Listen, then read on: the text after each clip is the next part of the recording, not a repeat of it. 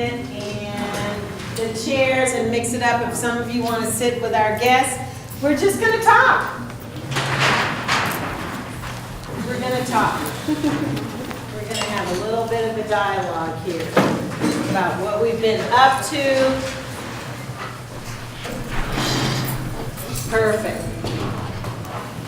And just watch out for the mic. I think that's good. I don't know how that messes up our videographer's sound. He's probably like, Ellen. We'll make adjustments. Yeah, we can push the table back. I just want to make sure that we're just all sitting together and it's,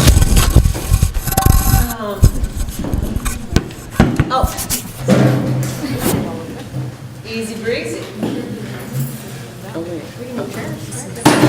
And we have lunch coming and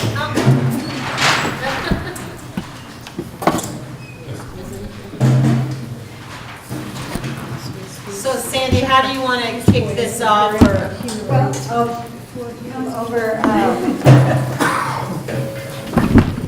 I think that it would be wonderful, first of all, for our guests, if anybody has any questions of the participants, that would be great. And so we'll start with that.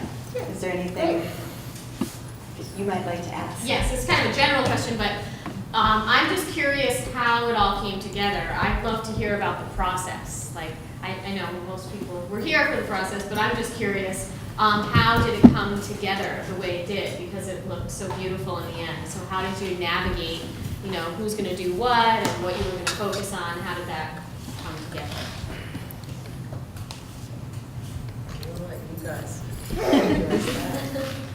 I think there's a lot of fluidity involved. So I think at first it was, almost like any team building retreat. There's loosening up exercises and vocal exercises and pick your partner. Now you're changing your partner. Don't be shy. I think that was pretty important. That we had the comfortability to run with an idea on the fly.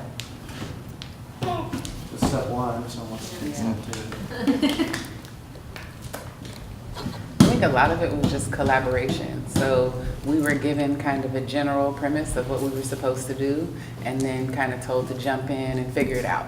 So, they gave us kind of really general guidelines about what they wanted, and then we worked together as a group, and everybody I know at least in my groups, and I saw in other groups that everybody was participating and everybody had ideas, and everyone's ideas, I feel like, were on display today.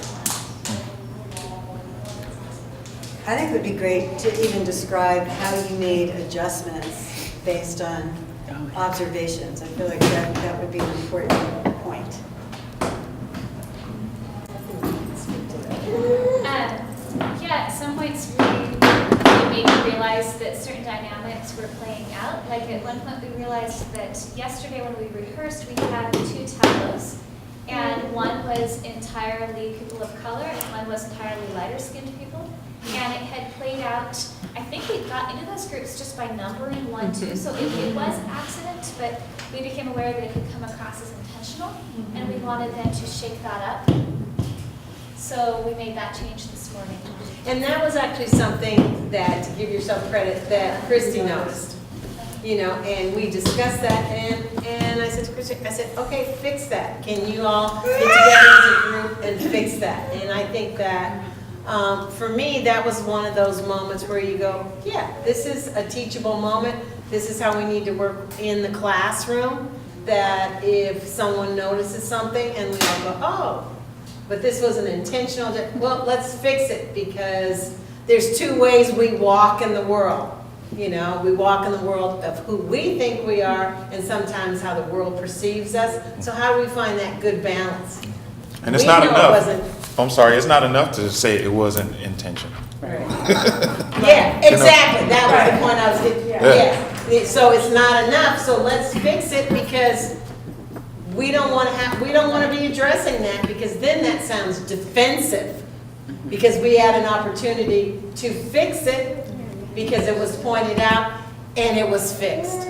So that's where I think that was a great moment that happened in the process. And that everybody was willing to say, no one resisted and said, but that wasn't my part. I wasn't supposed to be the ICE agent, you know? And I wasn't even here this morning. Yeah, Julie just said, okay, all right, yeah. I'm doing it. And so it's as Tommy was talking for the past few days, he said, what's the nature of collaboration and improvisation? Yes. That's the nature of it, is yes. As simple as that. I have a question. Or do you want to talk more about the justice? Okay.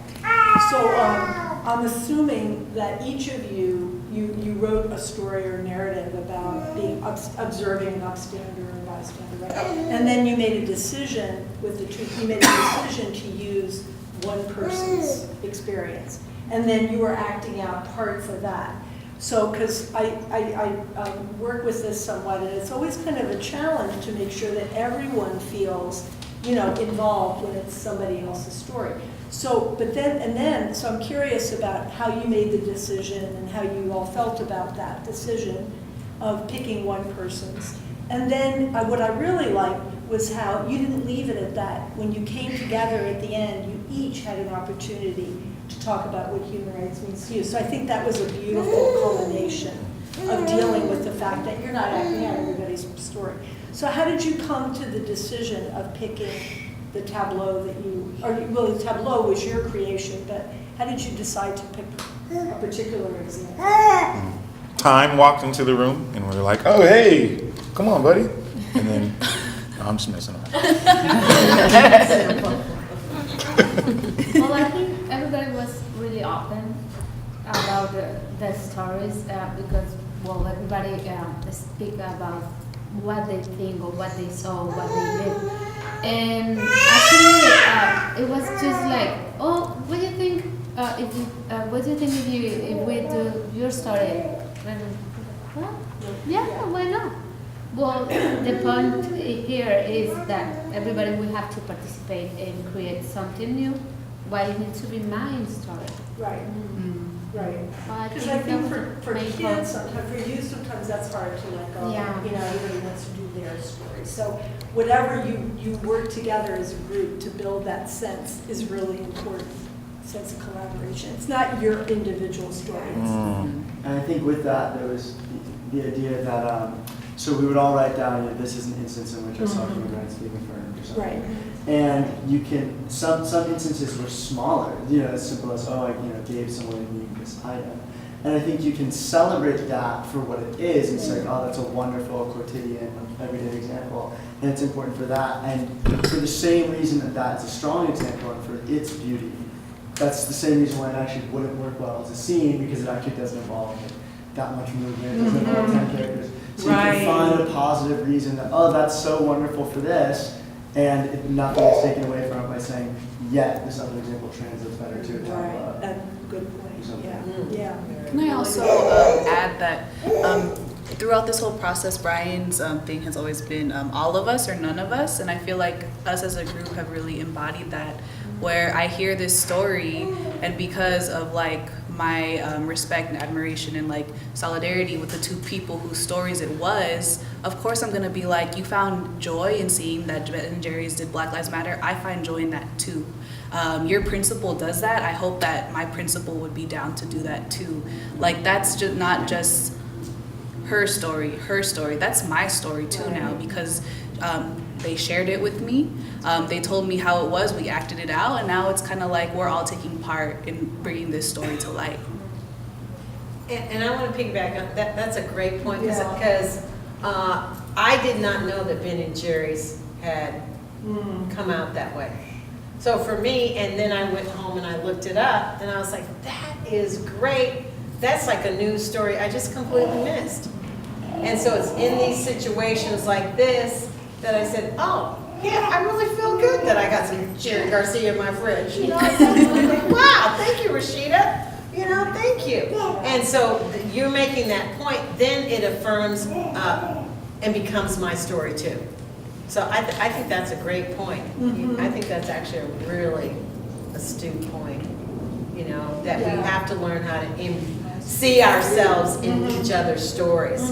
And the only way we can do that is through collaboration and affirmations that way. You know, I also believe that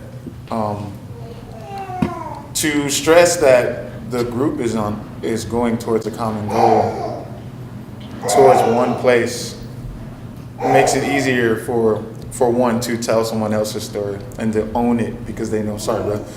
Almost picked your nose, man. You know, yeah, exactly. But yeah, it's really is like simply just that of how that is what the actual exercise does, you know? I'd also like to point out, I think that one of the things we hope comes out of this work in a classroom is that as students hear other people's stories, they gain a sense of empathy. That hearing another person's story and being able to talk it through in a more complex way opens up more discussion about what's behind the situation that caused this story to occur, whether it's positive or negative. And I think then it gets carried further if in fact your young people or we as adults are able to then be part of that story, to then act it. It's really a big part of building empathy and getting a better sense of what it means to understand somebody else's experience. And I just want to say something that I don't know if you all felt different doing it, but you look different to me than you did when we were just practicing. And I leaned over to Sandy and I said, it's really powerful that it's not like we have a ton of people here, but you all were changed. They were changed by your presence. I felt like you all really came out more, and it made me realize that we are changed in the presence of others.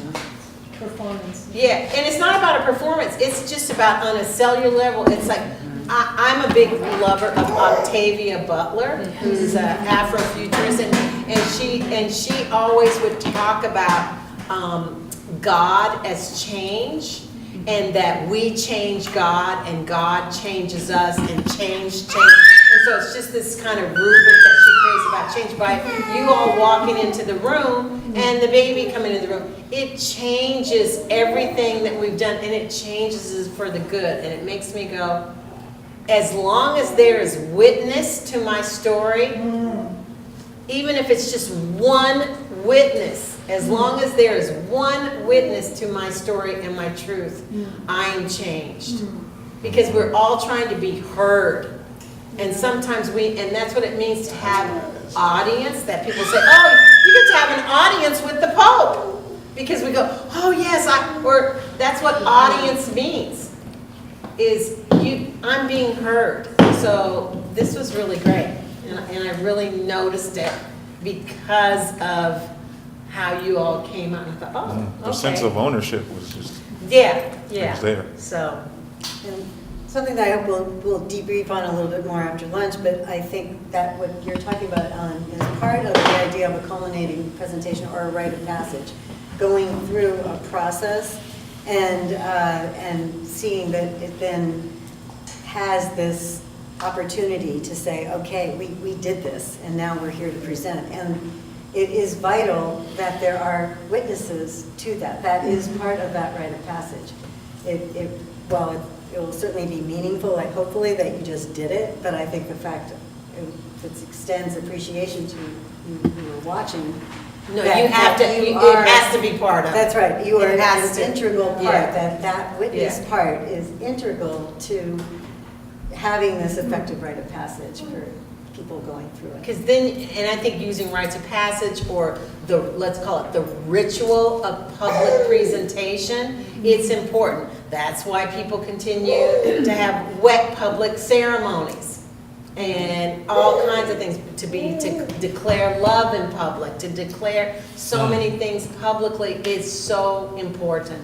And so that's something we instill in our students and our young people, to say it's important that we show and represent our ideas before our peers and our parents and our administrators, because that alone will change you and change them. So the recitation, if you want to call it that, the reciting of the human rights in front of a public space, it's essential to the process. It's not an afterthought, it's actually essential to the process. Yeah. Mhm.